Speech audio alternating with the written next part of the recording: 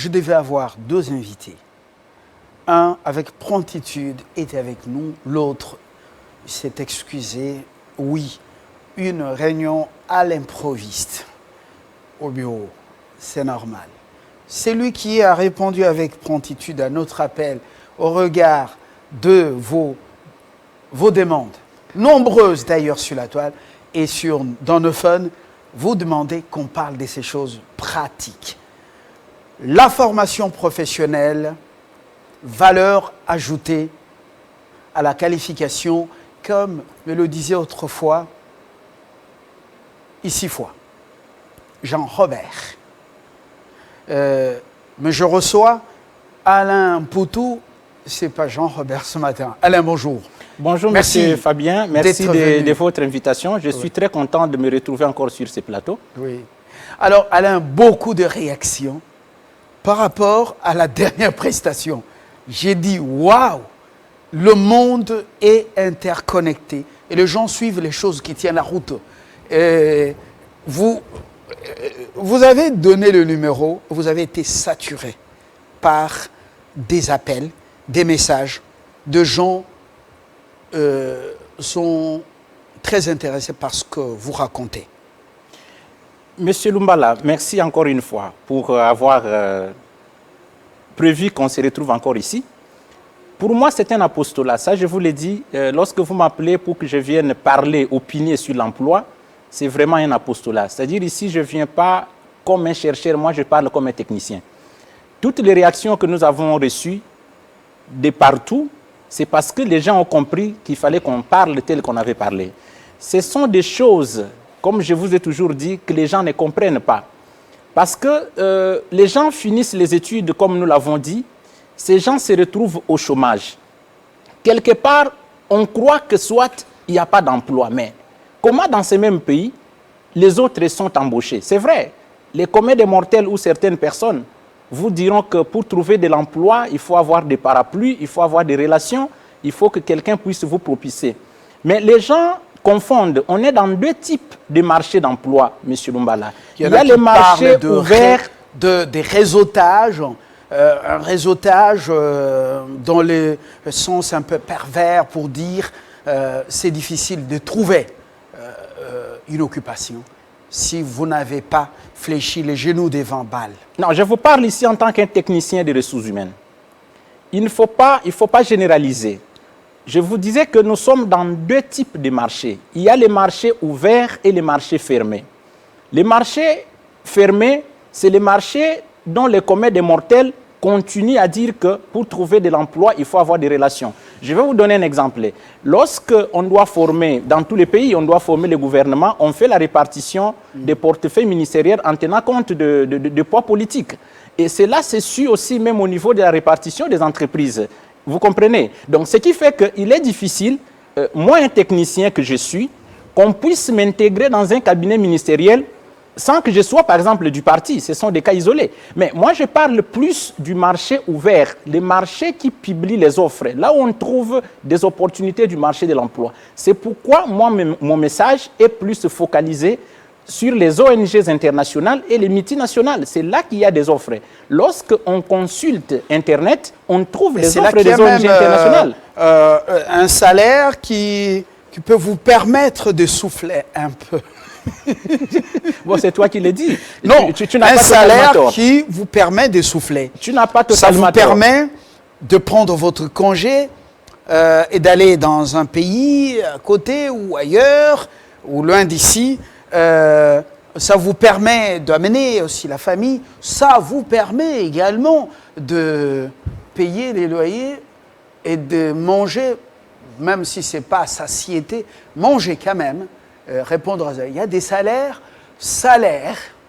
je ne dis pas des misères, salaires des soucis. Un téléspectateur m'a écrit, tout juste après notre précédent numéro, il me dit, mais M. Mpoutou, vous êtes un prophète de l'emploi pour la RDC. J'ai dit, comment ça? Il dit, non. C'est-à-dire, c'est que vous avez parlé sur Télé 50, c'était des révélations. Je lui ai dit, les problèmes, ce n'est pas des révélations, mais ce sont des techniques, des informations qui n'ont pas été enseignées à l'université. Parce que, moi je vous ai dit, M. Lumbala, le problème est celui-ci. L'université forme l'homme global. L'université n'a pas posé la question, l'homme que je forme va aller où? Qu'est-ce qu'il va faire après m'avoir quitté? C'est-à-dire qu'il n'y a pas eu un questionnement comme quelle filière pour quel emploi? Emploi, tout à fait. Parce que même à la maison, M. Lumbala, vous dites aux enfants au salon que pour devenir utile dans la vie, il faut aller à l'université. Mais vous n'avez pas circonscrit votre communication. Vous n'avez pas précisé aux enfants qu'il faut faire attention lorsque vous choisissez des filières à l'université.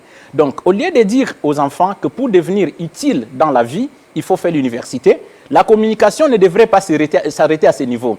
Il faut dire aux enfants, faire l'université, mais choisir une filière qui correspond aux opportunités du marché de l'emploi. Sinon, votre enfant va aller faire langue et affaires, et puis lorsqu'il va terminer, il n'a plus d'emploi. Ou l'enfant va aller s'inscrire dans une institution technique, il vous sort licencié, si c'est en électromécanique ou en quoi, mais il n'y a pas des industries au Congo pour qui travaillent. Donc c'est vous qui avez mal orienté votre enfant. C'est pour cette raison, nous, dans les centres d'appui à l'entrepreneuriat et insertion professionnelle, nous avons compris cette problématique qui est due à cette inadéquation entre la formation universitaire et les besoins réels du marché de l'emploi. Je ne vous interromps pas, je glisse un petit témoin, deux petits témoignages à partir de RDC Emploi, vous vous souvenez, le magazine qui est encore frais, oui, en vacances.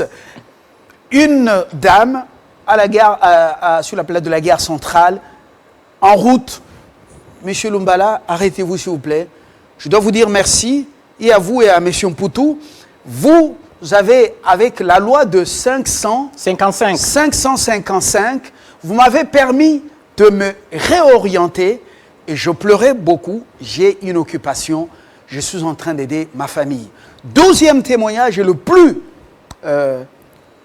percutant, un monsieur devant un distributeur dans une banque dit « Monsieur Lumbala, félicitations, je vous dis merci à vous, à Monsieur Mpoutou, à Télé 50, parce que je suis vu vos conseils, j'étais, moi, à Poto, en train de préparer mon départ. Je suis vu vos conseils, je vous informe que je me suis réorienté au-delà de ma formation initiale. J'ai trouvé de l'emploi, je suis dans une banque, il est dans une banque. Je ne cite pas le nom de la banque pour ne pas faire sa publicité. Je suis marié, père de 2 enfants, je crois qu'il est au 3e. Je vais vous inviter chez moi pour vous dire merci parce que vos conseils m'ont réorienté. Je me limite là pour ces 2 témoignages. Monsieur Lumbala, je peux vous donner les noms avec précision de plus de 20 personnes qui travaillent dans des ONG internationales et dans certaines entreprises de la place, des gens qui sont passés par notre coaching. Ça, je peux vous le dire. C'est-à-dire, lorsque nous avons eu l'idée de mettre en place ces centres d'appui à l'entrepreneuriat et insertion professionnelle, c'est qu'on a remarqué, mais pourquoi est-ce que les gens vont à l'université comme si les gens allaient à l'église? Les universités sont remplies des étudiants. Entrez dans un auditoire, mais vous serez scandalisés. Mais alors, il y a des auditoriums de 1000 étudiants. Mais tu parles de 1000. Moi, j'ai vu... En première candidature. J'ai vu 3500. Je ne vous cite pas le nom de l'université. Vous imaginez?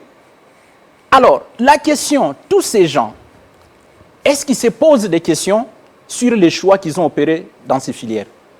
On assiste à des cérémonies de collation des grades académiques par-ci et là, à Longinaye, des bruits dans des quartiers, les gens montent sur des véhicules.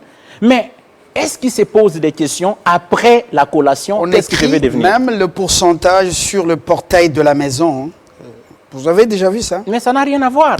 Les recruteurs, s'ils doivent vous embaucher, ce n'est pas la distinction. Qu'on ne vous trompe pas, M. Lumbala. Je suis aux ressources humaines, je sais ce que j'ai dit. Je ne viens pas ici vous raconter ce que j'ai lu à l'Internet, mais je vous parle de ce que je vis tous les jours. Vous gérez les ressources humaines dans une multinationale. C'est le boulot que je fais. Donc, quand je viens ici, je parle de l'emploi, M. Lumbala, je le parle avec beaucoup de sérieux parce que je sais ce que je suis en train de dire.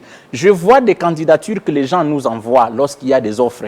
Vous comprenez? Mais quand vous essayez d'analyser ces offres, ce sont des gens qui ont distingué, comme vous venez de dire là, mais est-ce que la manière dont le dossier est présenté, vous vous rendez compte que les gens rédigent des candidatures qui ne correspondent pas aux termes de référence du poste. Donc, c'est pour cela que je vous ai dit, les problèmes, il faut bien les voir au départ. C'est-à-dire qu'il y a une adéquation entre les systèmes éducatifs et la réalité du terrain. Alors, les universités, comme je vous ai dit la fois passée, ils n'avaient pas interrogé les marchés de l'emploi avant d'organiser des filières. Hier, je faisais des recherches, je voulais comprendre comment l'université est née au Congo. Je prends le cas de l'Ovanium, les campus. Oui. Quand j'ai essayé de comparer, j'ai analysé, j'ai vu, mais j'ai compris que l'université a été créée pour répondre à un besoin spécifique de son temps. Alors, ça c'était les années 1956. La mission est-elle dépassée? Voilà, mais tout à fait. Pourquoi? Parce qu'on continue à se référer à cette colline autrefois inspirée. À l'époque de l'Ovanium, les milieux politiques allaient, et même les entreprises allaient recruter sur le campus. Avant même les Alonguinaye, pendant les stages professionnels, on dit, vous messieurs, vous êtes passés par-ci, on l'a fait ici. Après votre cursus, vous allez revenir. Est-ce que vous serez à mesure de partager, de combiner et votre vie académique et la vie professionnelle? Nous voulons vous garder ici pour telle ou telle tâche. GMK l'a fait plus d'une fois. Et l'entreprise a même payé les frais académiques de certains étudiants devenus confrères, consoeurs. C'est un petit témoignage aussi. Monsieur Lumbala, je vais être très pratique. C'est que vous parlez de l'université en son temps. J'ai pris quand même le temps hier, comme je vous ai dit, de lire un peu, de comprendre comment on est arrivé à cette situation avant l'indépendance et après l'indépendance. Tous ces gens qui étaient recherchés par les sociétés, parce qu'à l'époque, ils ont été formés par rapport à un besoin spécifique. Vous comprenez? On forme des gens pour répondre à un besoin. Donc, il n'y avait pas une raison que quelqu'un que vous avez formé par rapport à un besoin, que vous ne soyez pas à mesure de l'utiliser. Maintenant, les besoins qui avaient motivé la création de l'université en 1956, ce n'est pas les mêmes besoins que nous avons en 2021. Alors, pourquoi on ne peut pas adapter notre système éducatif par rapport aux besoins réels? Et c'est pour cela que vous pouvez voir, on a des économistes, mais le tissu économique est par terre. Pourquoi? Parce qu'on n'a pas des enseignements. On a des diplômés en économie ou des économistes. Voilà, comme tu veux le dire, on a des diplômés en économie, mais parce que si on nous formait, M. Lumbala, on nous formait par rapport à ce qu'on doit faire sur le terrain, retiens ce que je te dis, on n'allait pas avoir beaucoup de chômeurs tels que nous les avons aujourd'hui. Ça, c'est un. De deux, tout le monde ne devrait pas aller à l'université tel qu'on est en train d'assister à ces jours. C'est-à-dire, vous avez 5 000, par exemple, les juristes par année. Mais qui vous a posé la question qu'on a besoin de tous ces 5 000 juristes? Ça, c'est la question qu'on ne pose pas. Donc, c'est comme si vous êtes un commerçant, vous importez un produit, une quantité qui dépasse même la demande. Et ce qui va rester, qui va acheter? C'est ça le problème. Et sur le plan aussi des contenus, je vous ai dit ici la fois passée, j'étais dans une institution supérieure de la place pour faire les études en sciences commerciales et financières. Cette institution, M. Lumbala, a 5 classes de première année. Alors, le cours de comptabilité est dispensé par 5 enseignants différents. La même institution, même degré. Tu sais ce que nous on faisait? On quittait l'auditoire de première année D pour aller s'infiltrer à l'auditoire de première année A, parce que les cours de comptabilité en première année A étaient dispensés par un inspecteur de l'IGF, M. Mokala Liria. Quand lui vous enseigne la comptabilité, M. Lumbala, vous comparez avec ce qu'on vous enseigne dans votre auditoire, mais vous vous posez la question, mais pourquoi les mêmes cours, mais le contenu n'est pas le même? Parce que l'autre, c'est un praticien, c'est un inspecteur des finances. Il vient vous enseigner la comptabilité tenant compte de ce qu'il constate dans des entreprises. Et c'est comme ça que nous, on quittait l'auditoire pour aller assister les mêmes cours de comptabilité. On était obligé de l'avoir 2 fois, chez 2 enseignants différents. Donc, c'est là que j'ai compris qu'il y a un grand écart entre la pratique et la théorie. C'est important. Très important. Et le feedback qu'on a, s'il est très encourageant, ça nous motive dans le sens qu'on ne prêche pas dans le désert. Parce que je vais vous parler de 2 témoignages, mais il y en a légion. Alors, je reviens à ce que nous avons appelé réforme au niveau de l'enseignement supérieur et universitaire, même au niveau de l'EPSP, devenu EPST, je ne sais pas. Nous avons fait le tour de ce Congo dans le cadre de ces réformes. Chers amis, je découvre que c'était des réformes de bureaux. On n'a pas suivi ce qui était prévu. On a transformé les écoles.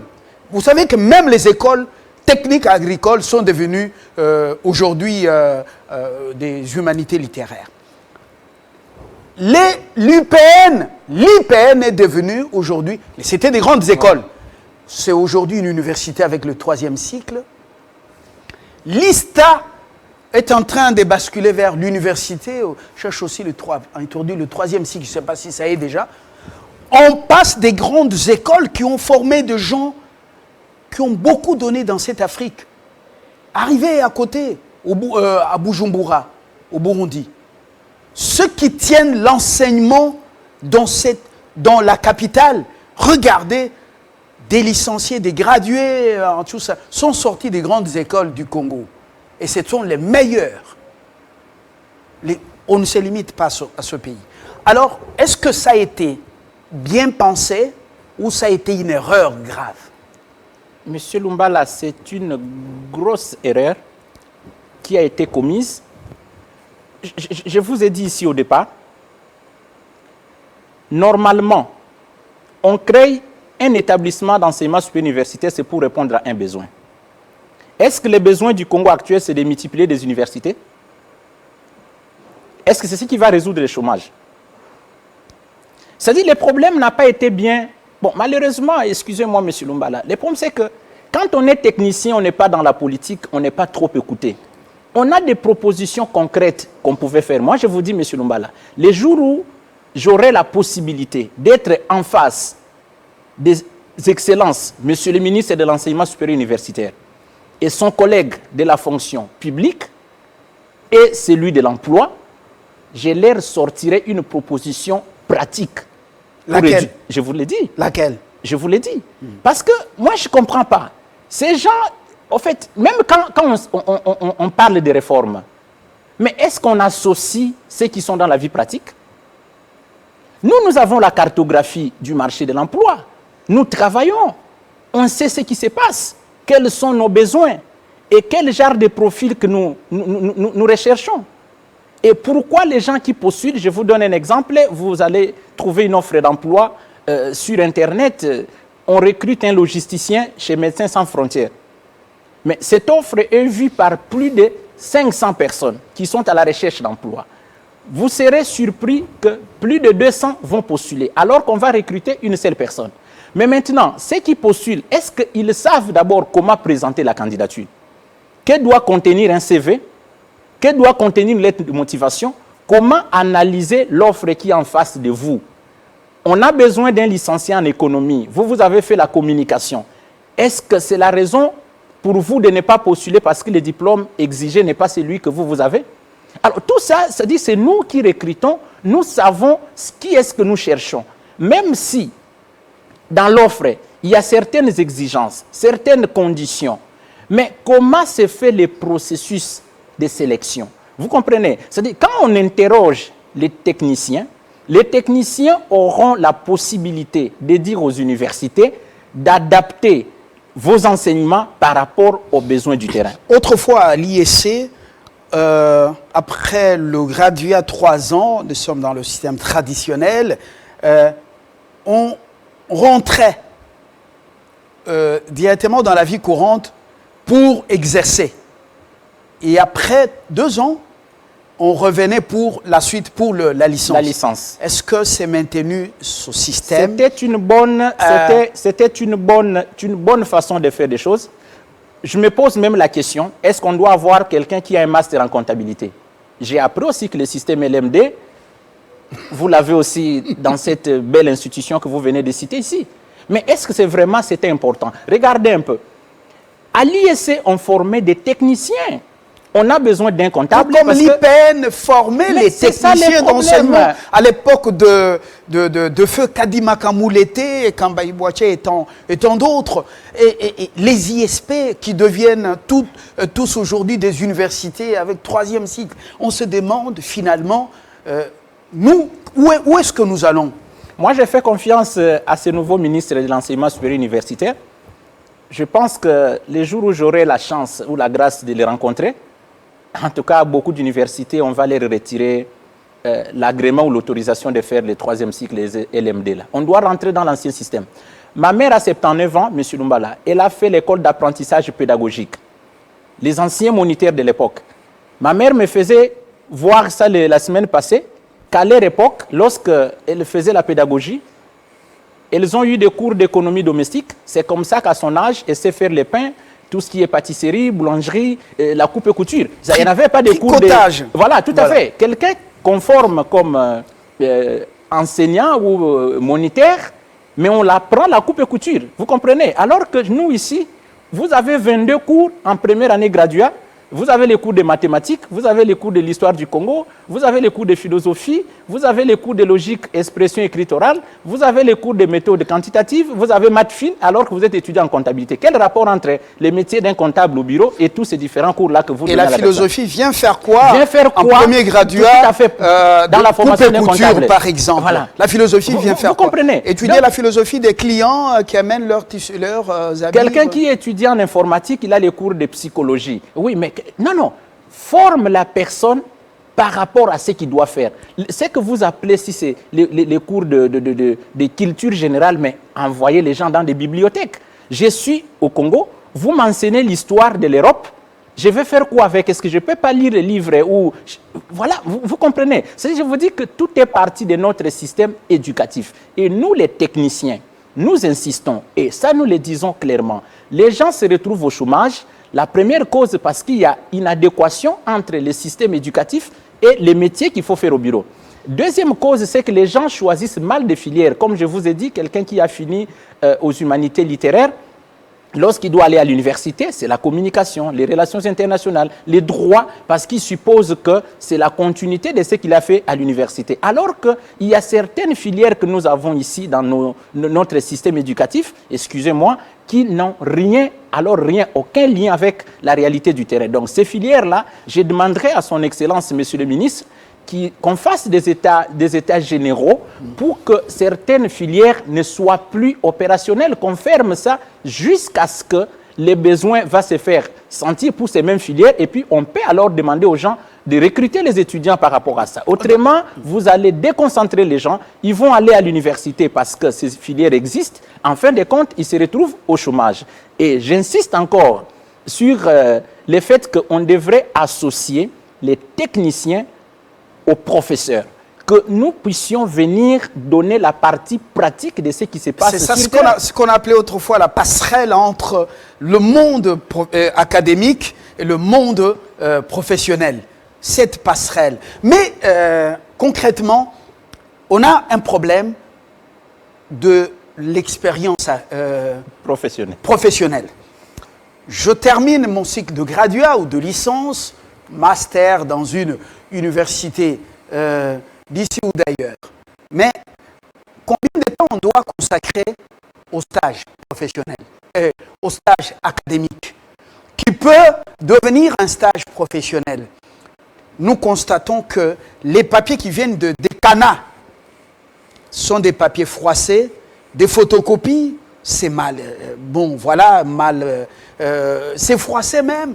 Et puis, l'étudiant vient juste pour 3 semaines, 1 mois, et puis il rentre, vous envoyez des points, et on vous exige même de donner la distinction des stages. Alors, c'est une parenthèse que je referme. Combien de temps pour le stage académique avec possibilité d'un stage professionnel éventuellement? Monsieur Lumbala, avant de répondre à votre question, formation, valeur ajoutée à la qualification, par rapport au stage, Monsieur Lumbala, je vous ai dit, le système n'est pas bien organisé. Vous gardez un étudiant à l'université pendant 3 ans, ça c'est pour le premier cycle.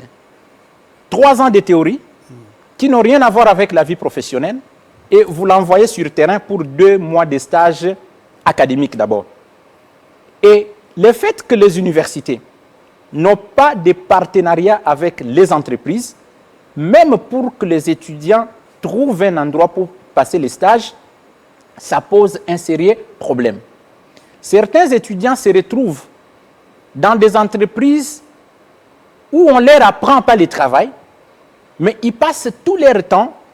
On vous envoie, achète-moi les unités, va m'acheter les coca, va voir si la maman qui fait les maléos a terminé, qui m'amène la bouffe. Et après, eux-mêmes vont vous aider à avoir un rapport de stage qui vont coter. Vous comprenez? Pourquoi? Est-ce que pensez-vous que 3 ans de théorie à l'université, avec 2 mois de ce genre de stage, quelqu'un va apprendre la profession? Vous me comprenez? Vous rentrez, on délibère, vous terminez le premier cycle, vous allez au second cycle, L1, L2, 2 ans, et vous retournez au même système, 2 mois de stage. Vous terminez. Posez la question à un licencié, si on doit t'engager aujourd'hui. Généralement, c'est 1 mois de stage. C'est 1 mois. Mois de stage. 5 ans de cours théoriques pour 3 mois de stage. Mais posez la question à ces jeunes universitaires. Monsieur, vous êtes licencié en économie appliquée. Si nous devons vous embaucher ici à Télé 50, vous serez embauché dans quel poste? Il ne sera pas en mesure de vous dire exactement dans quel poste il peut travailler. Pourquoi? Parce que sa formation n'a pas été adaptée à un besoin spécifique. Donc, c'est pour cela que, en tant que technicien en ressources humaines, je propose que le premier cycle soit réduit à 2 ans et qu'on ajoute 1 année de stage en entreprise pour que, au lieu de 3 ans de théorie, que ce soit 2 ans de théorie et 1 année pleine de pratique sur terrain. Après avoir terminé 1 an de stage, vous rédigez un rapport sur ce que vous avez fait, ce que vous avez vu sur terrain pendant 1 année. C'est alors qu'on pourra vous donner le diplôme de graduat. C'est ce que moi je pouvais proposer. Alors, vous avez le soutien du gynécologue obstétricien Kafunda Douala qui dit qu'il adhère totalement à votre projet, Monsieur Mpoutou. Bon, il aura peut-être un entretien avec vous en dehors du plateau. Donc, la fondation Odessa, qui est la fondation de leur fondation, de son épouse, que nous saluons, est en train de vous suivre et intéressé par ça pour la formation professionnelle. Continuez. Oui, donc c'est ça. Donc déjà à partir d'ici, on doit réduire le cycle de graduat, 2 ans de théorie et 1 année de stage en entreprise. Ça, c'est important. 1 année de stage. 1 année de stage en entreprise. Je ne parle pas de stage où on vous envoie d'aller faire des photocopies. Je parle d'un stage d'1 année où on vous apprend la profession. 1 année de stage dans quelle entreprise? Beaucoup d'entreprises deviennent méfiantes, refusent la concurrence. Et puis, ils refusent aussi un stage payé pour juste une prime.